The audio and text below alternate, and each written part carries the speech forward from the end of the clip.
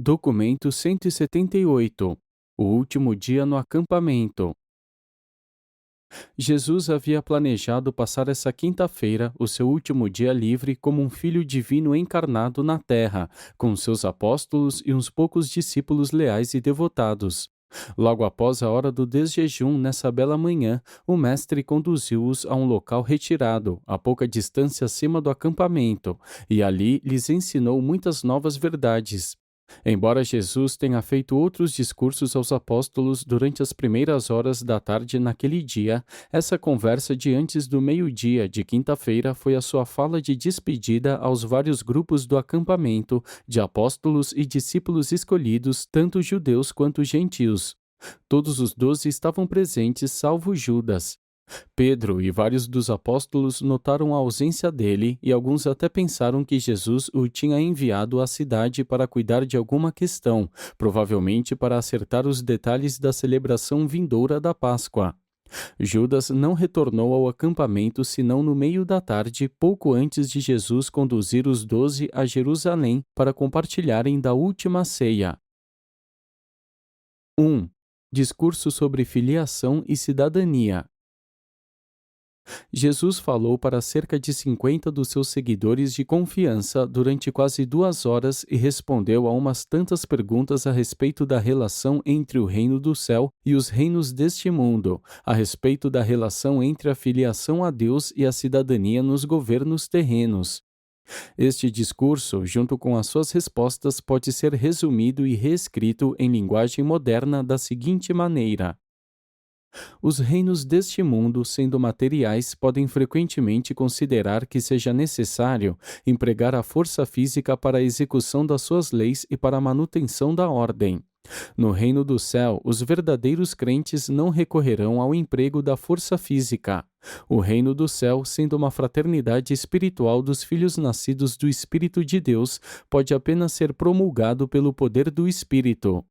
Essa distinção de procedimento refere-se às relações do reino dos crentes com o reino do governo secular e não anula o direito que os grupos sociais de crentes têm de manter a ordem nas suas fileiras e de administrar a disciplina junto a membros rebeldes e indignos. Nada há de incompatível entre a filiação ao reino espiritual e a cidadania no governo secular ou civil. É dever do crente conferir a César as coisas que são de César e a Deus as coisas que são de Deus. Não pode haver qualquer desacordo entre esses dois quesitos, um sendo material e o outro espiritual, a menos que aconteça que algum César presuma usurpar as prerrogativas de Deus e exija que lhe sejam conferidas uma homenagem espiritual e a suprema adoração. Num tal caso, vós adorareis apenas a Deus e, ao mesmo tempo, buscareis esclarecer a esses dirigentes terrenos mal orientados para conduzi-los desse modo também ao reconhecimento do Pai no céu. Não deveríeis prestar culto espiritual a dirigentes terrenos nem empregar as forças físicas dos governos terrenos, cujos dirigentes possam em algum tempo tornar-se crentes no trabalho de fazer progredir a missão do reino espiritual. A filiação ao reino, do ponto de vista da civilização em avanço, deveria ajudar a fazer de vós cidadãos ideais dos reinos deste mundo, pois a fraternidade e o serviço são pedras fundamentais do evangelho do reino. O chamado de amor do reino espiritual deveria mostrar-se como sendo destruidor eficiente do instinto de ódio dos cidadãos descrentes e belicosos dos reinos primitivos. Mas esses filhos de mentes materialistas, vivendo nas trevas, nunca saberão da vossa luz espiritual para a verdade, a menos que vos aproximeis bastante deles naquele serviço social generoso que vem naturalmente como fruto do Espírito, o qual cresce na experiência de vida de todo indivíduo que crê. Como homens mortais e materiais, vós sois de fato cidadãos dos reinos terrestres e devereis ser cidadãos bons, e tanto melhor que vos tenhais tornado filhos renascidos do Espírito do reino do céu. Como filhos esclarecidos pela fé e de espíritos liberados do reino celeste, vós estáis diante da responsabilidade dupla do dever para com o homem e do dever para com Deus, e ao mesmo tempo voluntariamente assumis uma terceira e sagrada obrigação, o serviço à irmandade dos crentes que conhecem a Deus. Vós não podeis cultuar os vossos dirigentes temporais, e não deveríeis empregar o poder temporal para dar apoio ao progresso do reino espiritual, mas deveríeis manifestar do mesmo modo a ministração justa de serviço de amor aos crentes e descrentes. No Evangelho do Reino reside o poderoso Espírito da Verdade, e em breve eu verterei esse Espírito sobre toda a carne. Os frutos do Espírito, do vosso serviço dedicado e sincero, são uma poderosa alavanca social para elevar as raças, tirando-as das trevas, e esse Espírito da Verdade tornar-se-á o vosso ponto de apoio para a multiplicação do vosso poder. Dai mostras de sabedoria e manifestai sagacidade no vosso trato com os dirigentes civis descrentes. Para melhor discernimento, mostrai-vos hábeis em remover as diferenças menores e em ajustar os pequenos mal-entendidos. De todos os modos possíveis, em tudo que não exija o sacrifício da vossa lealdade espirituais aos dirigentes do universo, buscai viver pacificamente com todos os homens. Sede sempre sábios como as serpentes e inofensivos como os pombos. Deveríeis transformar-vos nos melhores cidadãos para o governo secular, como consequência de tornar-vos filhos esclarecidos do reino, de um tal modo que os dirigentes dos governos terrenos tornem-se melhores nos assuntos civis por acreditarem neste evangelho do reino celeste. A atitude do serviço desinteressado ao homem e a adoração inteligente a Deus deveriam fazer de todos os crentes do reino melhores cidadãos deste mundo, enquanto a atitude de cidadania honesta e de devoção sincera ao próprio dever temporal deveriam ajudar a fazer desse cidadão um indivíduo mais facilmente alcançável pelo chamado do Espírito à filiação ao reino celeste. Se os dirigentes do governo terreno buscarem exercer a autoridade de ditadores religiosos, vós que credes neste evangelho não podereis esperar nada mais do que complicações, perseguição e mesmo a morte. Mas a própria luz que trouxerdes ao mundo, e mesmo o modo pelo qual vós sofrereis e morrereis por este evangelho do reino, irão por si próprios finalmente iluminar todo o mundo e resultar em uma separação gradativa entre a política e a religião.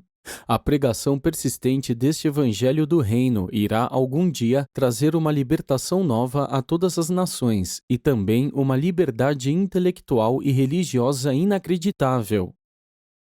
Sob as perseguições que logo virão, feitas por aqueles que odeiam este evangelho de alegria e liberdade, vós florescereis e o reino prosperará.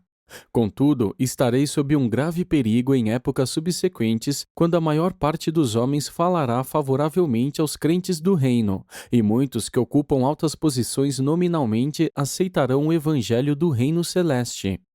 Aprendei a ser fiéis ao reino, mesmo em tempos de paz e prosperidade. Não tenteis os anjos que vos supervisionam a conduzir-vos por caminhos de tribulações, como uma disciplina de amor designada a salvar as vossas almas que vagueiam despreocupadas. Lembrai-vos que tendes a missão de pregar este evangelho do reino, o desejo supremo de cumprir a vontade do Pai combinado à suprema alegria da realização pela fé da filiação a Deus. E não deveis permitir que nenhuma coisa distraia a vossa devoção a esse dever. Deixai que toda a humanidade se beneficie do transbordamento da vossa amorosa ministração espiritual, da comunhão intelectual esclarecedora e do serviço social que eleva. Mas não deveria ser permitido a nenhum desses trabalhos humanitários, nem a todos eles, tomar o lugar da proclamação do Evangelho. Essas ministrações poderosas são os subprodutos sociais das ministrações e transformações ainda mais poderosas e sublimes formadas no coração do crente do reino pelo Espírito da Verdade vivo, pela compreensão e a realização pessoal de que a fé em um homem nascido do Espírito confere a garantia da fraternidade viva com o Deus eterno. Não deveis buscar promulgar a verdade nem estabelecer a retidão pelo poder dos governos civis ou pela aplicação das leis seculares. Vós podeis trabalhar sempre para persuadir as mentes dos homens, mas não deveis jamais ousar obrigá-los. Não vos deveis esquecer da grande lei da justiça humana que eu vos ensinei na forma positiva. Fazei aos homens aquilo que gostaríeis que os homens fizessem a vós. Quando um crente do reino é convocado para servir ao governo civil, que ele preste esse serviço como um cidadão temporal de tal governo. Esse crente, todavia, deveria mostrar no seu serviço civil todas as qualidades ordinárias da cidadania, tais como estas tiverem sido realçadas pelo esclarecimento espiritual resultante da ligação social enobrecedora da mente do homem mortal com o espírito residente do Deus eterno. Se os descrentes podem qualificar-se como servidores civis superiores, vós devíeis questionar seriamente se as raízes da verdade no vosso coração não morreram pela falta da água viva da comunhão espiritual combinada com o serviço social. A consciência da filiação a Deus deveria estimular toda a vida de serviço de cada homem, mulher e criança que se tiver tornado um possuidor de um estímulo assim poderoso para todos os poderes inerentes a uma personalidade humana. Não deveis ser místicos passivos nem ascetas insípidos. Não deveríeis transformar-vos em sonhadores nem em andarilhos que indolentemente confiam em uma providência fictícia que proporciona até as necessidades da vida. Em verdade, deveis ser doces no vosso trato com os mortais equivocados, pacientes no vosso intercâmbio com os homens ignorantes e indulgentes sob provocações. Mas vós também deveis ser valentes na defesa da retidão, poderosos na promulgação da verdade e dinâmicos na pregação deste evangelho do reino até os confins da terra. Este evangelho do reino é uma verdade viva. Eu vos disse que é como o fermento na massa, como o grão da semente de mostarda. E agora eu declaro que é como a semente do ser vivo que, de geração para geração, ao mesmo tempo em que permanece sendo a mesma semente viva, se desdobra infalivelmente em novas manifestações e cresce aceitavelmente nos canais de uma nova adaptação às necessidades e condições peculiares de cada geração sucessiva. A revelação que fiz a vós é uma revelação viva, e eu desejo que produza frutos apropriados em cada indivíduo e em cada geração, de acordo com as leis do crescimento espiritual, do desenvolvimento e do aperfeiçoamento adaptado. De geração para geração, este evangelho deve mostrar uma vitalidade crescente e exibir maior profundidade de poder espiritual. Não se deve permitir que se torne meramente uma memória sagrada, uma mera tradição sobre mim e sobre os tempos que agora vivemos. E não vos esqueçais, não fizemos nenhum ataque direto às pessoas nem às autoridades daqueles que tomam o assento de Moisés. Apenas oferecemos a eles a nova luz que eles rejeitaram tão vigorosamente. Apenas os atacamos com a denúncia da sua deslealdade espiritual às mesmas verdades que eles professam ensinar e salvaguardar. Entramos em conflito com esses líderes estabelecidos e dirigentes reconhecidos apenas quando eles se opuseram diretamente à pregação do Evangelho do Reino aos filhos dos homens. E, mesmo agora, não somos nós que os atacamos, mas são eles que buscam a nossa destruição. Não vos esqueçais de que a vossa missão é apenas sair pregando as boas novas. Não deveis atacar os caminhos antigos. Vós sois hábeis para pôr o fermento da nova verdade no meio das velhas crenças. Deixai que o Espírito da verdade faça o seu próprio trabalho. Deixai que a controvérsia venha apenas quando aqueles que desprezam a verdade forçarem-na entre vós. No entanto, quando o descrente disposto vos atacar, não hesiteis em permanecer na defesa vigorosa da verdade que vos salvou e santificou. Ao longo das vicissitudes da vida, lembrai-vos sempre de amar-vos uns aos outros. Não luteis com os homens, nem mesmo com os descrentes. Mostrai misericórdia mesmo àqueles que abusam de vós com desprezo. Demonstrai ser cidadãos leais, artesãos probos, vizinhos dignos de louvor, membros devotados da família, pais compreensivos e crentes sinceros na fraternidade do reino do Pai. E o meu Espírito pairará sobre vós agora e mesmo até o fim do mundo. Quando Jesus concluiu o seu ensinamento, era quase 1 hora, e eles foram imediatamente de volta para o acampamento, onde Davi e os seus amigos estavam com o almoço pronto à espera deles. 2. Após a refeição do meio-dia. Poucos dentre os ouvintes do Mestre foram capazes de entender sequer parte da sua alocução de antes do meio-dia. De todos os que ouviram, os gregos foram os que mais compreenderam. Mesmo os 11 apóstolos ficaram desorientados com as alusões aos reinos políticos do futuro e às sucessivas gerações de crentes do reino. Os mais devotados seguidores de Jesus não conseguiram conciliar o fim iminente da sua ministração terrena com essas referências a um futuro expandido de atividades do Evangelho. Alguns desses crentes judeus estavam começando a sentir que a grande tragédia da terra estava para acontecer, mas eles não podiam reconciliar um desastre tão iminente com a atitude pessoal, alegremente indiferente do Mestre, nem com o seu discurso de antes do meio-dia, no qual repetidamente ele aludia às transações futuras do reino celeste que se estenderiam a vastos intervalos de tempo e que abrangiam relações com muitos e sucessivos reinos temporais na terra. Nesse dia, por volta do meio-dia, todos os apóstolos e discípulos estavam sabendo da fuga apressada de Lázaro de Betânia. Eles começaram a sentir a inflexível determinação dos dirigentes judeus de exterminar Jesus e os seus ensinamentos. Davi Zebedeu, por intermédio do trabalho dos seus agentes secretos em Jerusalém, estava plenamente avisado sobre o progresso do plano para prender e matar Jesus, e sabia de tudo sobre o papel de Judas nessa conspiração, mas não revelou esse conhecimento aos outros apóstolos nem a qualquer dos discípulos. Pouco depois do almoço, Davi levou Jesus a um local isolado e ousou perguntar-lhe se ele sabia, mas não foi adiante com a sua pergunta. O mestre, segurando a sua mão, refreou-o, dizendo: Sim, Davi, eu sei de tudo e sei que tu sabes. No entanto, cuida de nada dizer a nenhum homem. Apenas não duvides no teu próprio coração de que a vontade de Deus prevalecerá no fim.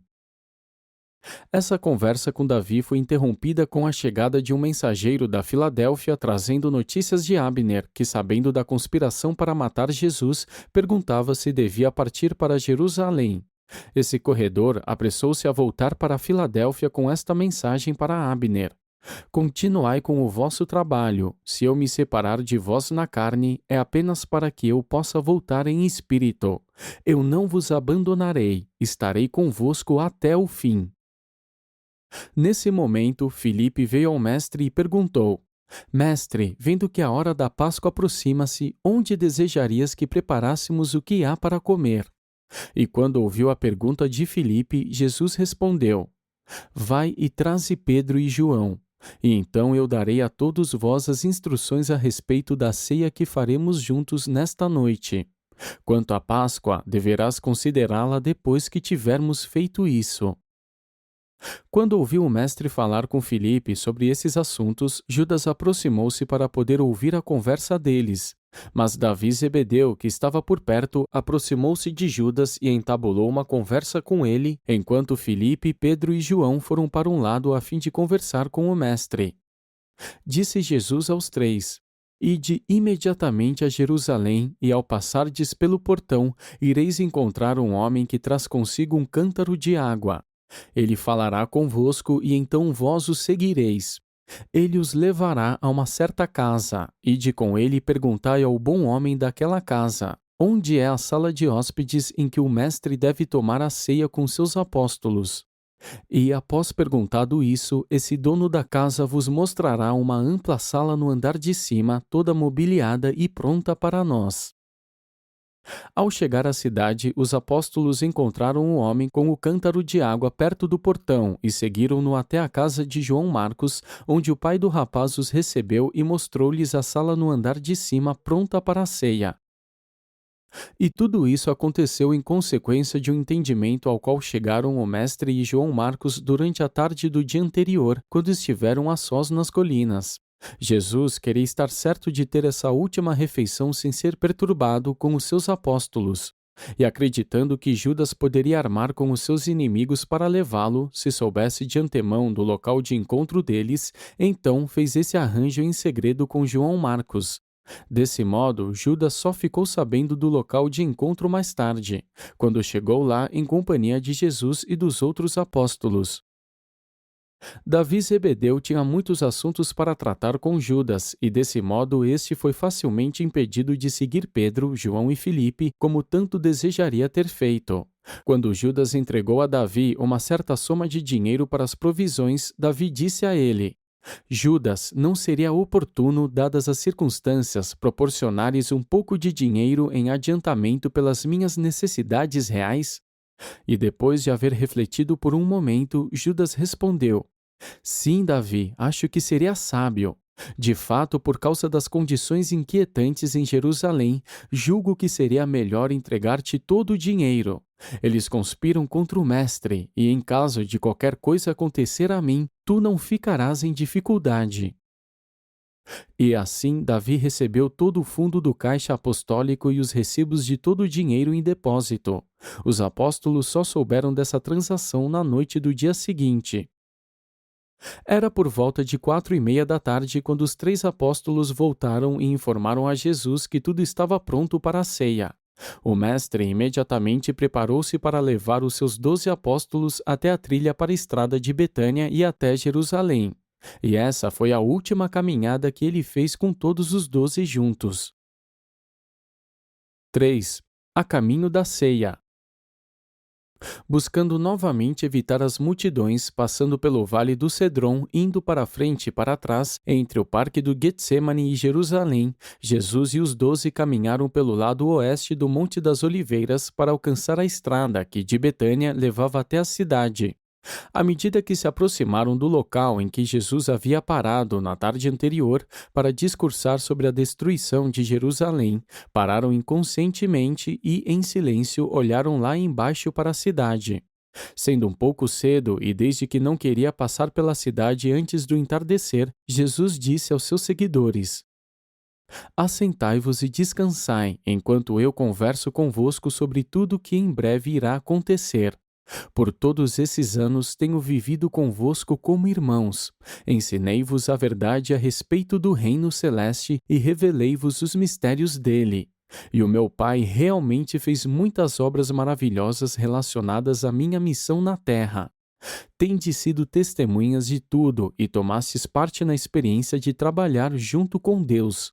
E agora dareis o testemunho de que vos avisei há algum tempo de que devo em breve voltar à obra que o Pai me consagrou para realizar. Tenho-vos dito claramente que vos devo deixar no mundo para continuar o trabalho do reino. Foi com esse propósito que me afastei convosco nas montanhas de Cafarnaum. A experiência que tivestes comigo deveis agora estar prontos para compartilhá-la com outros. Como o Pai enviou-me a este mundo, e estou pronto para enviar-vos adiante para que me representeis e termineis a obra iniciada por mim. Contemplai esta cidade com tristeza, pois ouvistes as minhas palavras contando sobre o fim de Jerusalém. E vos preveni de antemão para que não pereçais na sua destruição, pois assim retardaríeis a proclamação do Evangelho do Reino. Do mesmo modo, eu vos previno para que tomeis o cuidado de não vos expor desnecessariamente ao perigo quando vierem buscar o Filho do Homem. Eu preciso ir, mas vós devereis permanecer e dar testemunho deste Evangelho quando eu tiver ido, e do mesmo modo instruí que Lázaro fugisse da ira dos homens, para que pudesse viver e tornar conhecida a glória de Deus. Se a vontade do Pai for que eu parta, nada do que podeis fazer frustrará o plano divino.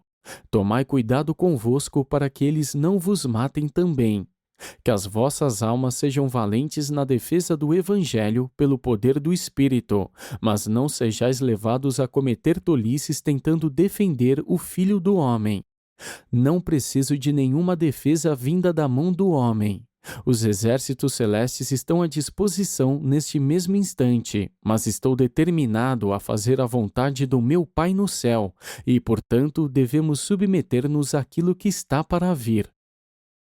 Quando virdes esta cidade destruída, não vos esqueçais de que entrastes já na vida eterna a serviço eterno do reino celeste sempre em avanço e mesmo no céu dos céus. Deveis saber que no universo do meu Pai e também no meu existem muitas moradas, e que uma revelação aguarda pelos filhos da luz, revelação de cidades cujo construtor é Deus, e mundos cujo hábito de vida é a retidão e alegria da verdade. Eu trouxe a vós aqui na terra o reino do céu.